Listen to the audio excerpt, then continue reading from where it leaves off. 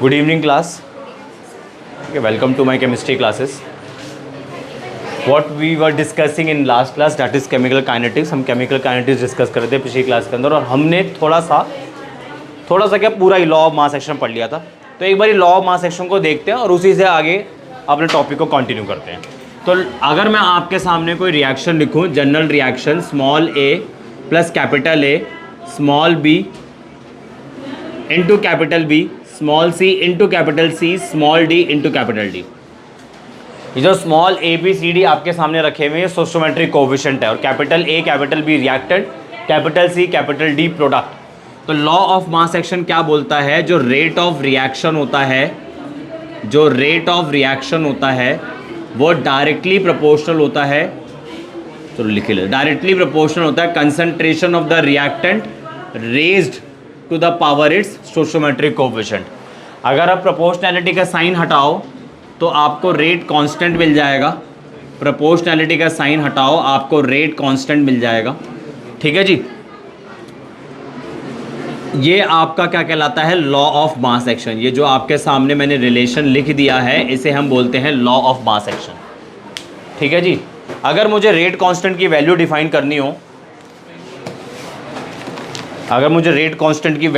करनी हो, तो कैसे डिफाइन करेंगे, बता सकते हो?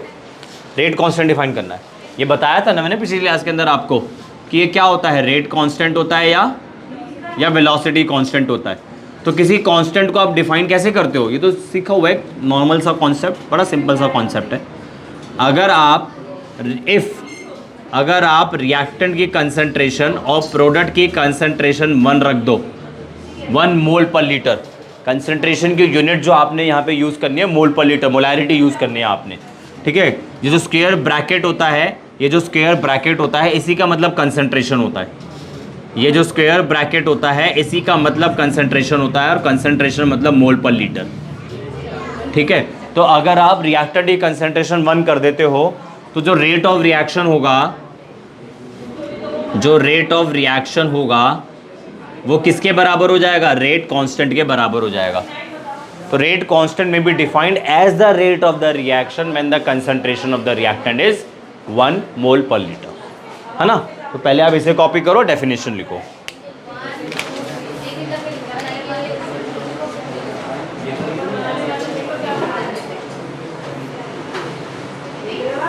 लिखो, रेट कांस्टेंट में be defined as the rate of the reaction. Rate constant may be defined as the rate of the reaction. Rate constant may be defined as the rate of the reaction when the molar concentration मतलब molarity. Rate constant may be defined as the rate of the reaction when the molar concentration of each reactant is taken as unity. Rate constant may be defined as the rate of the reaction when the molar concentration of each reactant is taken as unity. That is why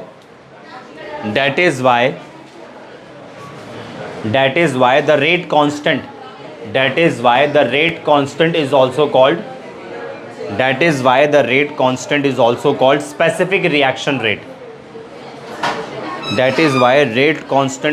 called specific reaction rate. ठीक है जी. तो rate constant का दूसरा नाम मिल गया आपको, specific reaction rate. अब आप लिखो characteristic of a rate constant. Next heading is characteristic of a rate constant. Characteristics of a rate constant. Characteristics of a rate constant. Rate constant की क्या क्या कैरेक्टरिस्टिक्स होती है उसे आप नोट डाउन करो, लिखो. Rate constant is a measure of the rate of a reaction. Rate constant is a measure of the rate of a reaction. जो बेसिकली रेट कांस्टेंट होता है वो आपकी रेट ऑफ रिएक्शन को मेजर करता है. अगर रेट कांस्टेंट की वैल्यू ज़्यादा होगी, रेट ऑफ रिएक्शन भी ज़्यादा होगी. रेट कांस्टेंट की वैल्यू कम, रेट ऑफ रिएक्शन भी कम. तो इसमें आप लिखो पहला point, rate constant is a measure of the rate of a reaction, full stop करके। Greater is the value of the rate constant, greater is the value of the rate constant, greater is the value of the rate constant, faster is the reaction, faster is the reaction. ठीक है ना। तो जो rate constant होता है वो basically rate of reaction को major करता है। रेट कांस्टेंट की वैल्यू जितनी ज़्यादा होगी रेट ऑफ रिएक्शन भी उतनी ही हाई हो जाएगी, मतलब रिएक्शन की स्पीड बढ़ जाएगी। अलग अलग रिएक्शंस की रेट अलग अलग होती है एट अ पर्टिकुलर टेम्परेचर। अगर आप किसी पर्टिकुलर, मेरी बात को समझो, डिफरेंट रिएक्शंस, अलग रिएक्शंस ले लो, आप 3 रिएक्शन ले लो, 4 रिएक्शन ले लो, इन चारों रिएक्शंस की रेट अलग होगी किसी पर्टिकुलर टेम्परेचर पे। लेट्स से आप रूम टेम्परेचर पे चेक कर रहे हो रेट, बट अगर आप किसी पर्टिकुलर रिएक्शन की, किसी एक रिएक्शन को आप पिक कर लो और उसकी रेट ऑफ रिएक्शन या रेट कांस्टेंट को चेक करना चाहते हो, टेम्परेचर के साथ रेट कांस्टेंट की वैल्यू बदलेगी। Number 1 reaction, number 2 reaction, number 3 reaction, मैंने आपके सामने 3 रिएक्शन दे ली। इन तीनों रिएक्शंस की रेट कांस्टेंट की वैल्यू अलग होगी, सो रेट ऑफ रिएक्शन भी अलग हो जाएगी किसी पर्टिकुलर टेम्परेचर पे। अगर आप किसी पर्टिकुलर रिएक्शन को पिक कर लो और उसकी रेट कांस्टेंट की वैल्यू को चेक करो विद टेम्परेचर, टेम्परेचर बढ़ने के साथ साथ रेट कांस्टेंट की वैल्यू भी बढ़ेगी। तो लिखो अगला point, each reaction has a definite value, each reaction has a definite value, has a definite value of the rate constant. Each reaction has a definite value of the rate constant at a particular temperature. Each reaction has a definite value of the rate constant at a particular temperature.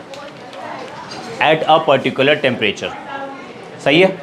अगला point लिख लो, the value of the rate constant for the same reaction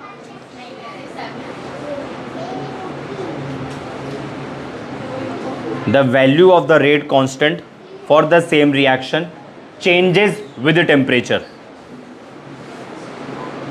changes with the temperature, the value of the rate constant for the same reaction changes with the temperature। ये भी बता दिया था मैंने आपको। Next line से लिखो 4th point, the value of the rate constant, मतलब के की वैल्यू के बारे में बात हो रही है, इसके मैग्नीट्यूड के बारे में बात हो रही है। जो रेट कांस्टेंट की वैल्यू होती है ना, वो concentration of the reactant depend ही नहीं करती। The value of the rate constant, the value of the rate constant of a reaction does not depend upon the concentration of the reactants. The value of the rate constant, the value of the rate constant does not depend upon the concentration of the reactants. The value of the rate constant of a reaction does not depend upon the concentration of the reactant. ठीक है जी। Last point लिखो, ये एक अच्छा point है क्योंकि यहाँ पे एक नई टर्म आपके सामने आने वाली है।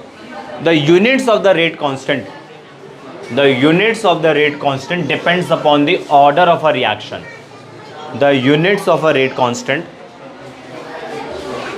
the units of a rate constant depends upon the order of the reaction। अब order of the reaction आपके लिए एक नया कॉन्सेप्ट आ गया है ना। ठीक है, बहुत सिंपल 3 वैल्यूज़ को इन पॉइंट्स को याद करना। पहली प्रॉपर्टी हमने देखी है, पहली कैरेक्टरिस्टिक हमने देखी है रेट ऑफ रिएक्शन की, आई मीन रेट कांस्टेंट की। रेट कांस्टेंट की वैल्यू जितनी ज़्यादा होगी रेट ऑफ रिएक्शन भी हाई हो जाएगी। अलग अलग रिएक्शंस की रेट अलग अलग होती है, आई मीन रेट कांस्टेंट की वैल्यू अलग होती है एट अ पर्टिकुलर टेम्परेचर। अलग अलग रिएक्शंस की जो रेट कांस्टेंट की वैल्यू होती है वो अलग होती है एट अ पर्टिकुलर टेम्परेचर। अगर आप किसी पर्टिकुलर रिएक्शन को देखो तो उसकी रेट कांस्टेंट की वैल्यू बदल जाती है with change in temperature. Temperature बढ़ाओगे रेट कांस्टेंट की वैल्यू बढ़ेगी। रेट कांस्टेंट की जो वैल्यू होती है वो कंसंट्रेशन ऑफ द रिएक्शन में डिपेंड करती ही नहीं है। और बड़ा अच्छा पॉइंट जो मैंने आपको बताया, the units of the rate constant depends upon the order of a reaction. अब ये ऑर्डर ऑफ अ रिएक्शन आपके लिए एक नया पॉइंट आ गया। तो देखो, लॉ ऑफ मास एक्शन आपके सामने लिखा हुआ है। ठीक है, लॉ ऑफ मास एक्शन क्या बोलता है, जो रेट ऑफ रिएक्शन होता है वो किसके इक्वल होता है, rate constant multiply by the concentration of the reactant raised to the power its stoichiometric coefficient. यानी कि अगर मैं आपके सामने कोई रिएक्शन रख दूं, जैसे एग्जांपल ले लेते हैं, N2 gas plus 3H2 gas gives 2NH3 gas. आपके सामने मैंने एक रिएक्शन लिखी, जिसको आप लोग हेबर्स प्रोसेस बोलते हो, पढ़ा होगा आपने, हेबर्स प्रोसेस इसे बोलते हैं, अमोनिया की मैन्युफैक्चर करने में काम आता है, ठीक है ना, हेबर्स प्रोसेस, हेबर्स प्रोसेस, ठीक है। अगर मैं इसका लॉ ऑफ मास एक्शन लिखना चाहता हूं तो लॉ ऑफ मास एक्शन क्या बोलता है, जो रेट ऑफ रिएक्शन होता है वो किसके इक्वल होगा, रेट कांस्टेंट के इक्वल होगा, concentration of the reactant raise to the power its stoichiometric coefficient. ये आपका लॉ ऑफ मास एक्शन मैंने लिख दिया। यानी कि जो लॉ ऑफ मास एक्शन है वो आप रिएक्शन को देख के लिख सकते हो। तो मैं कह सकता हूं law of mass action, law of mass action is a theoretical concept, is a theoretical concept कह सकता हूं, है ना। मतलब आपको कोई रिएक्शंस परफॉर्म करने की जरूरत नहीं है लॉ ऑफ मास एक्शन के रिलेशन को लिखने के लिए, मानते हो इस बात को। But the actual point is जो रेट ऑफ रिएक्शन होती है ना वो concentration of the reactant, concentration of the reactant पर तो डिपेंड करती है भाई। ये जो स्टोइचोमेट्रिक कोएफिशिएंट है ना इस पे डिपेंड नहीं करती। एक्चुअल पॉइंट ये है। तो अगर इस पे नहीं डिपेंड करती, ए और बी पे डिपेंड नहीं करती, किस पे डिपेंड करती है, आई मीन स्टोइचोमेट्रिक कोएफिशिएंट पे डिपेंड नहीं करती, तो किस पे डिपेंड करती है, वो किसी दूसरे नंबर पे डिपेंड करती है, ठीक है।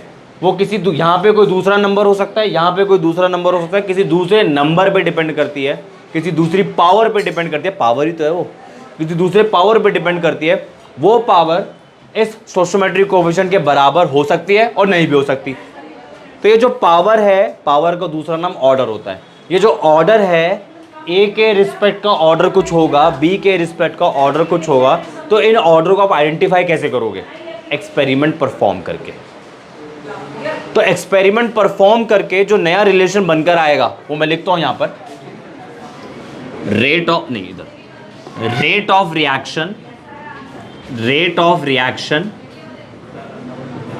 इज इक्वल टू के और कंसंट्रेशन ऑफ रिएक्टेंट है। मैंने क्या बोला, जो एक्चुअल पॉइंट होता है ये तो थ्योरेटिकल है, जब एक्सपेरिमेंट करके हमने कैलकुलेट करने की कोशिश करी, इस रिलेशन को वेरीफाई करने की कोशिश करी, तो ऐसा सेम नहीं आया, वहाँ पे तो कुछ अलग ही आया। तो मैं आपको क्या बोल रहा हूँ, जो रेट ऑफ रिएक्शन है वो कंसंट्रेशन ऑफ रिएक्टर पे डिपेंड तो करती है, बट पावर ए पे डिपेंड नहीं करती, कोई अलग पावर होती है, उसको मैं अल्फा से डिनोट कर देता हूँ, ठीक है। तो अल्फा पावर है किसकी, ए की। टेक्निकल टर्म में आप ये बोल सकते हो alpha is the order with respect to A, ये पावर, इसका मतलब पावर ही होता है, ठीक है। In a similar way rate of reaction भी किसी दूसरी पावर पे डिपेंड करेगी, तो उसको मैंने बीटा बोल दिया। तो यहाँ पे अल्फा क्या होता है, alpha is the order with respect to A, मतलब कंसंट्रेशन ऑफ ए की पावर है, और जो बीटा होगा, beta is the order with respect to B, B की पावर आपकी बीटा है। ऐसा नहीं है कि तीसरा रिएक्टेंट नहीं आ सकता, तीसरा भी आ सकता है, उससे कोई टेंशन नहीं है, उसको गामा कर देंगे हम, एक्स कर लो, लेट वाई कर लो, जेड कर लो, लेट करना होता है, उसको कोई टेंशन नहीं है, अल्फा बीटा लिखना ही जरूरी नहीं होता है, ठीक है। तो alpha is the order with respect to A, beta is the order with respect to B. तो अगर मैं अल्फा और बीटा को ऐड कर दूं तो एन आ जाएगा। एन आपका क्या कहलाता है, order of the reaction, order of the reaction, ठीक है। तो मुझे अब ये बताओ, ये जो रिलेशन मैंने आपके सामने अभी लिखा है नया वाला, क्या ये थ्योरेटिकल कॉन्सेप्ट है या एक्सपेरिमेंटल कॉन्सेप्ट है, एक्सपेरिमेंटल कॉन्सेप्ट है। और इस रिलेशन को अब मैं लॉ ऑफ मास एक्शन नहीं बोलूंगा, अब मैं इसे बोलूंगा रेट लॉ, ठीक है।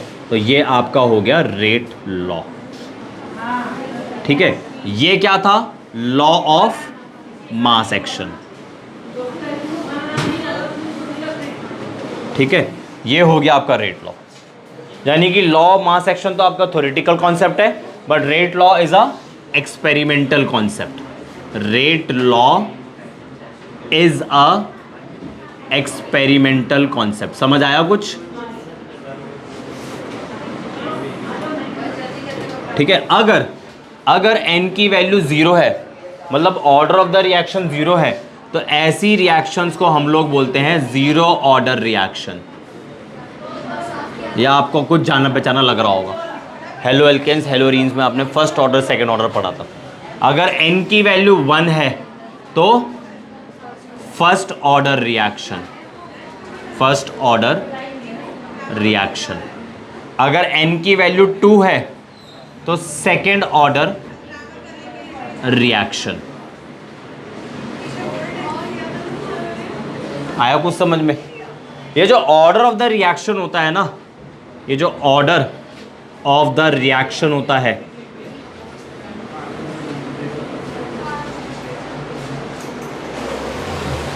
ये जो ऑर्डर ऑफ द रिएक्शन होता है,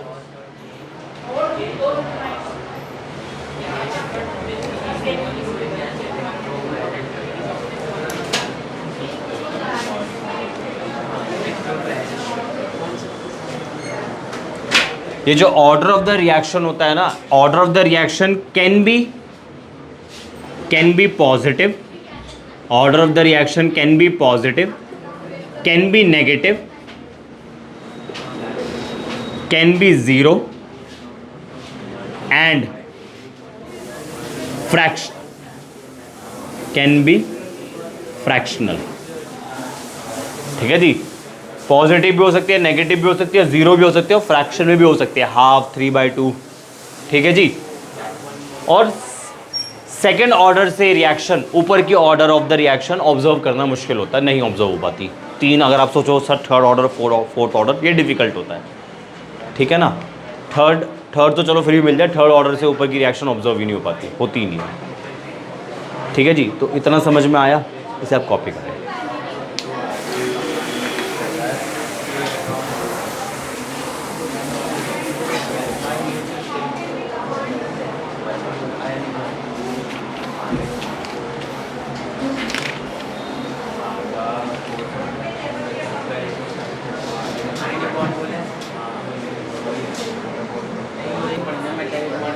हाँ जी, आगे की डेफिनेशन लिख लो, ऑर्डर ऑफ रिएक्शन की डेफिनेशन लिख लो।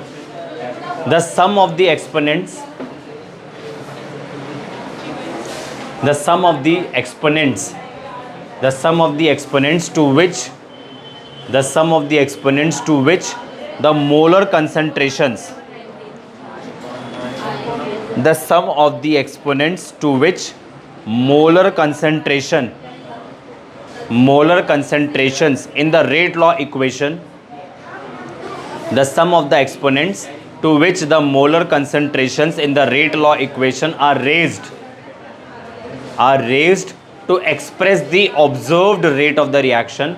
The sum of the exponents to which the molar concentrations in the rate law equation are raised to express the observed rate of the reaction is called the order of the reaction.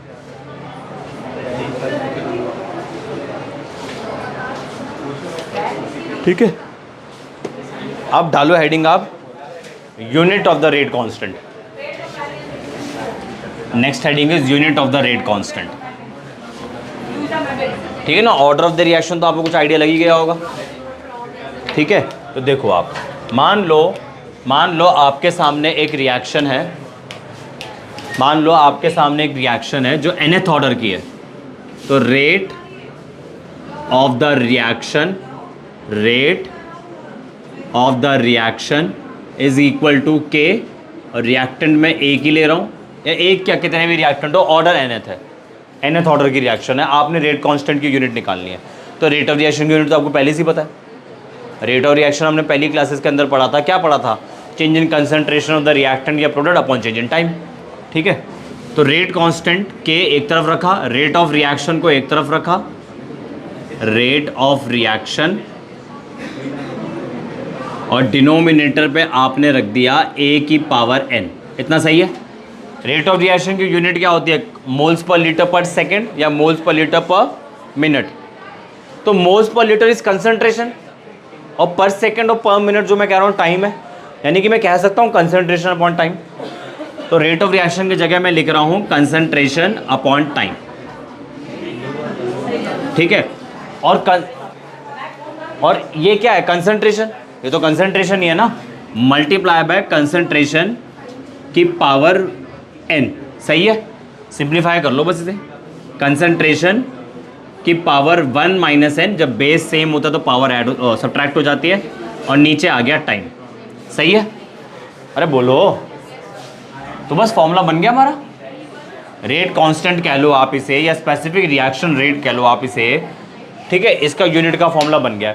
मान लो आपको zero order की reaction निकालनी है, तो यहाँ पे n की value 0 रखो, तो unit of rate constant is equal to concentration upon time. हमें पता है कंसंट्रेशन हमें किस में लेना होता है, मोल पर लीटर में लेना होता है। अगर टाइम आप सेकंड्स में ले लो तो यूनिट बन गई मोल पर लीटर पर सेकंड। अगर आप यहाँ पे n की वैल्यू 1 रखते हो तो n की वैल्यू 1 रखो, 1 माइनस 1 0 हो जाएगा, तो k is equal to concentration 1 minus 1 upon time. Concentration की पावर 0 हो जाएगी अपॉन टाइम, ठीक है, यानी कि टाइम इनवर्स, यानी कि टाइम इनवर्स। तो एग्जाम्पल के पॉइंट ऑफ व्यू से आप सेकेंड इनवर्स भी लिख सकते हो, मिनट इनवर्स भी लिख सकते हो, आर इनवर्स भी लिख सकते हो, ईयर इनवर्स भी लिख सकते हो।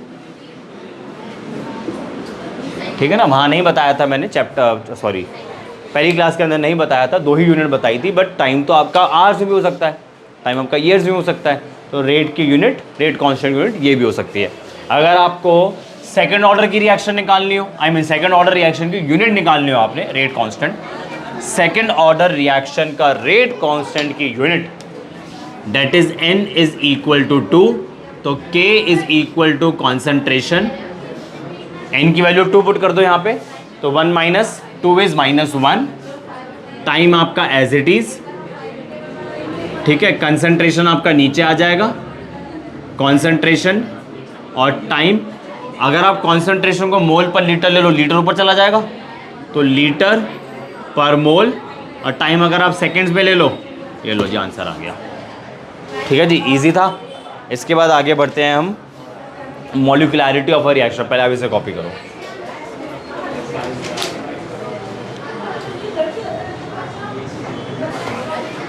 हाँ जी, तो ये टॉपिक क्लियर हो गया आपको? ठीक है, ये हमारा जो टॉपिक था unit of a rate of reaction था, unit of sorry rate of reaction, rate constant, unit of rate constant. और यहाँ से मुझे समझ भी आ गया है, यहाँ से मुझे समझ भी आ गया है जो रेट कांस्टेंट की यूनिट होती है वो ऑर्डर ऑफ द रिएक्शन पर डिपेंड करती है। अब नेक्स्ट लाइन से हेडिंग डालो, मॉलिक्यूलैरिटी ऑफ अ रिएक्शन।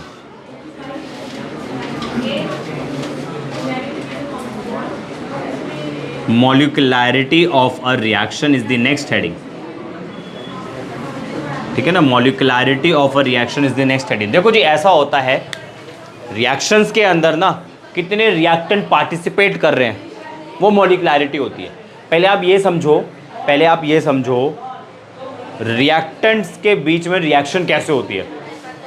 मान लो आप रिएक्टेंट ए और रिएक्टेंट बी ले रहे हो, इधर रिएक्शन लिखी थी ना मैंने, मिटा दी, लिख देता हूँ दोबारा से।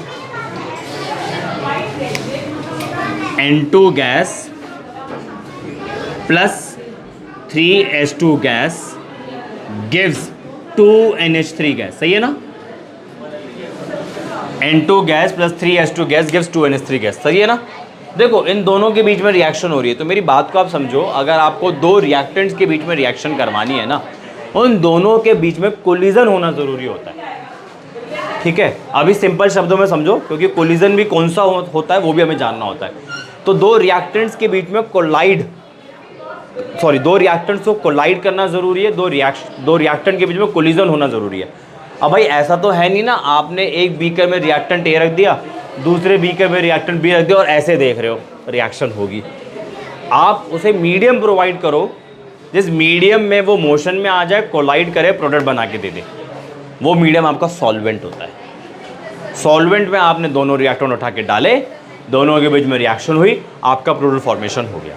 ठीक है, तो मॉलिक्यूलैरिटी बेसिकली आपको क्या बताता है, कितने रिएक्टेंट्स आपके कोलाइड कर रहे हैं, रिएक्ट कर रहे हैं। अगर एक ही रिएक्टेंट है तो यूनिमॉलिक्यूलर रिएक्शंस, 2 रिएक्टेंट्स हैं तो बायोमॉलिक्यूलर रिएक्शंस, 3 रिएक्टेंट्स हैं तो टर्मोमॉलिक्यूलर रिएक्शंस।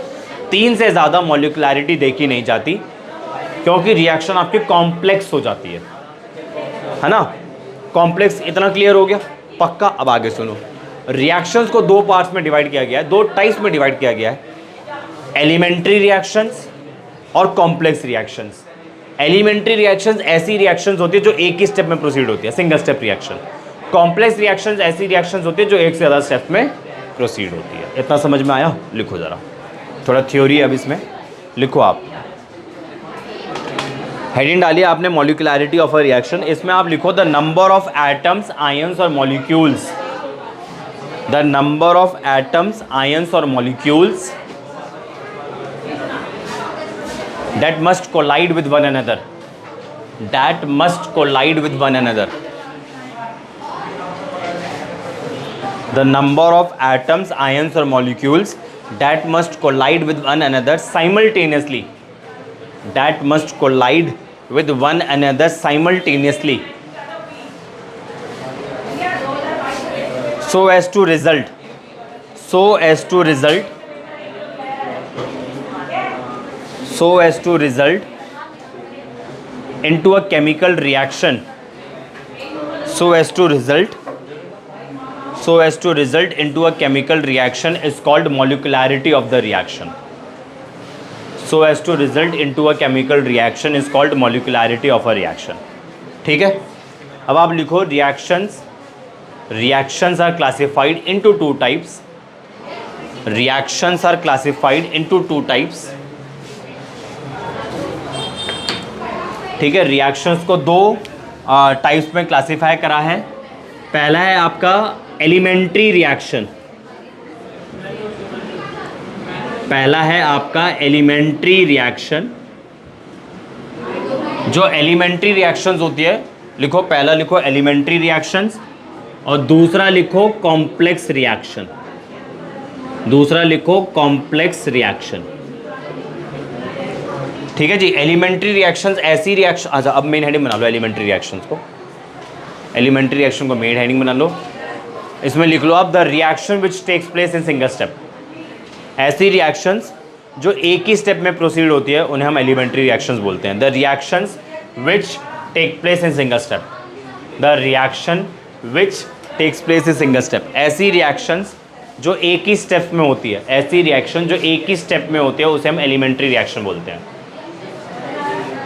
ठीक है ना। Elementary reaction which takes place in one step, elementary reaction which takes place in one step, ऐसी रिएक्शन जो एक ही स्टेप में होती है उन्हें हम एलिमेंट्री रिएक्शन बोलते हैं। नेक्स्ट लाइन से लिखो कॉम्प्लेक्स रिएक्शंस, नेक्स्ट लाइन से लिखो complex reaction. The reaction which takes place in more than one steps, ऐसी रिएक्शंस जो एक से ज़्यादा स्टेप्स में होती है उन्हें हम कॉम्प्लेक्स रिएक्शंस बोलते हैं। ऐसी रिएक्शंस जो एक से ज़्यादा स्टेप्स में होती है उन्हें हम कॉम्प्लेक्स रिएक्शंस बोलते हैं। The reaction which takes place in more than one steps is known as complex reaction.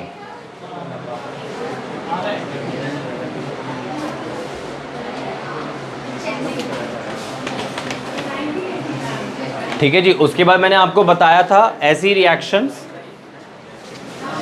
ऐसी रिएक्शन जिसमें एक ही रिएक्टेंट होता है उसे आप लोग क्या बोलोगे? Unimolecular reaction. अभी बताया ना मैंने, O2 और F2। अगर आप इसका डिकम्पोजिशन देखो तो O2 प्लस F2 एक ही रिएक्टेंट है, यूनिमोलिकुलर रिएक्शन, यूनिमोलिकुलर रिएक्शन। पहला एग्जांपल हो गया। दूसरा एग्जांपल, आपने 2HI लिया और इसका डिकम्पोजिशन करा तो आपको मिल गया H2 और I2। कितने रिएक्टेंट नजर आ रहे हैं? 2। तो बायमोलिकुलर रिएक्शन, बायमोलिकुलर रिएक्शन। ठीक है। हाँ जी, कोई समस्या है? सेम कहाँ रिएक्शन कहाँ सेम है? उधर एक ही रिएक्टेंट है, यहाँ पे 2। अरे जुड़े में आपस में मैडम, कंपाउंड है ये। मैं ना कंप्लेंट डालूंगा, स्पेसशिप आया नहीं है। Third, 2NO plus O2 gives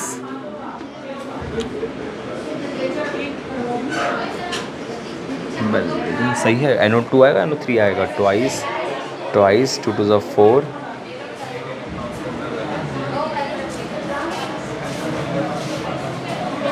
दो नाइट्रोजन, दो नाइट्रोजन, दो उधर लगा दूंगा, ठीक है।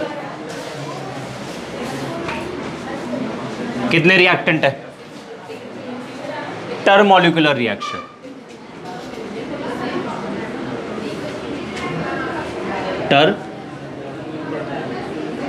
Molecular reaction. तीन से ज़्यादा मॉलिक्युलैरिटी देखना मुश्किल हो जाता है, नहीं देखी जाती है, क्योंकि रिएक्शन कॉम्प्लेक्स हो जाती है, और कॉम्प्लेक्स रिएक्शन में हमें समझ में ही नहीं आता कौन सा रिएक्टेंट किस रिएक्टेंट से कोलाइड कर रहा है। ठीक है, उतारो example.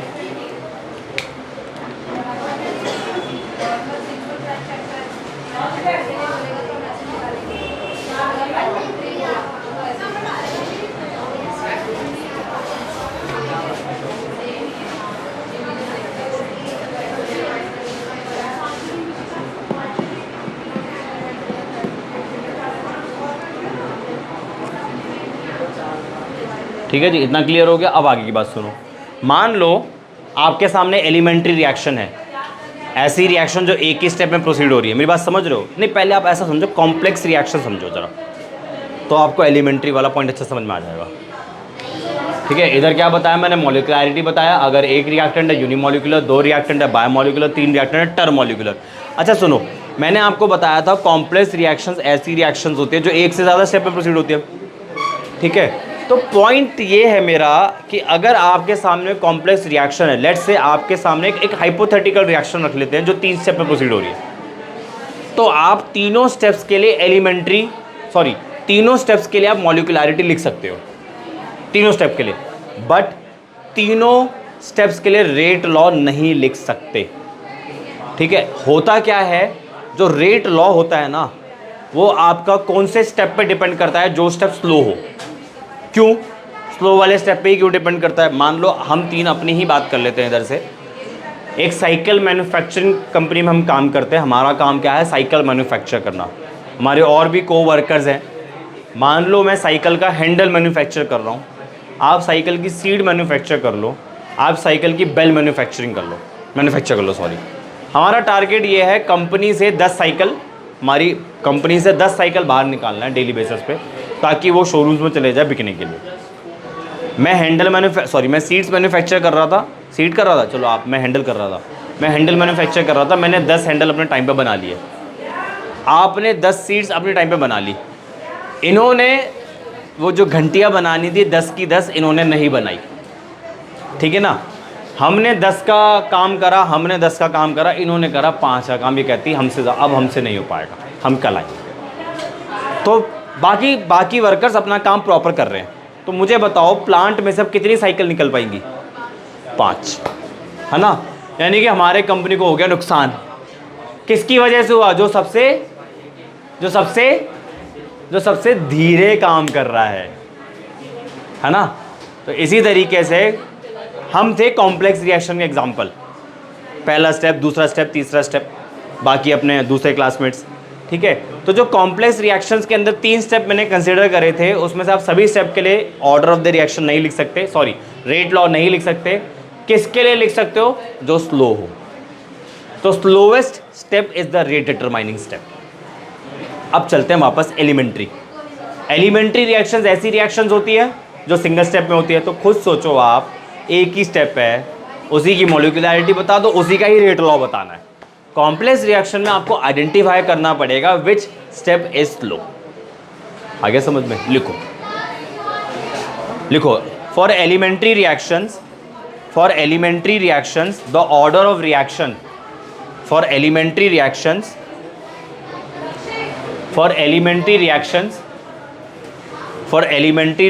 the order of reaction is same.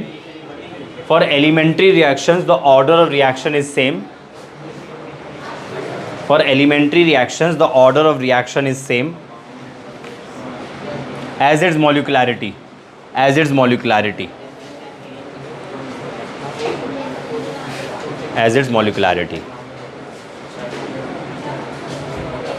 ठीक है, फिर नेक्स्ट लाइन से लिखो फॉर कॉम्प्लेक्स रिएक्शंस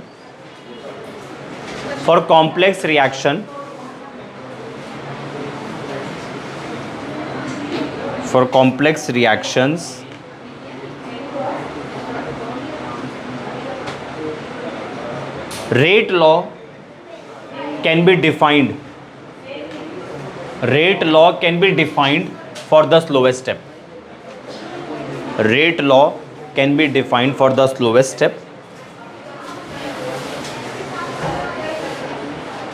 ठीक है ना, और इसके बाद इसमें लिख लो that in other words slowest step is the rate determining step, slowest step is the rate determining step. जो आपका स्लोवेस्ट स्टेप होता है वो आपका रेट डिटरमाइनिंग स्टेप हो जाता है।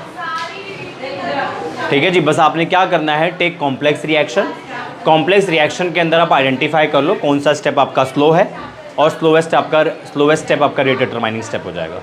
ठीक है जी, अगर आप मॉलिक्युलैरिटी की बात करोगे तो कॉम्प्लेक्स रिएक्शंस के लिए मॉलिक्युलैरिटी का कोई मतलब नहीं होता है, बट कॉम्प्लेक्स रिएक्शन के स्टेप्स के बारे में बात करोगे वहाँ मॉलिक्युलैरिटी आ सकती है।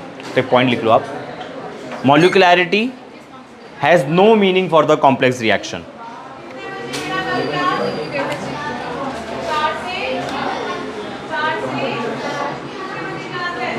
Molecularity has no meaning for the complex reaction।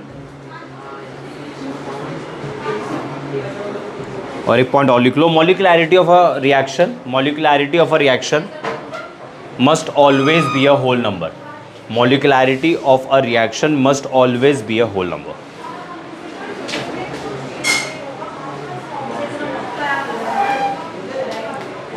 ठीक है जी, तो आज यहीं रोकते हैं। तो आज हमने यूनिट क्या क्या देखा आपने, unit of a rate constant, characteristic of a rate constant, rate law, order of a reaction, molecularity, elementary reaction, complex reaction. ठीक है, आज के लिए इतना ही है। मेरी केमिस्ट्री क्लासेस के साथ जुड़े रहने के लिए मेरे चैनल को सब्सक्राइब करें और मेरी वीडियो को लाइक करें। Thank you.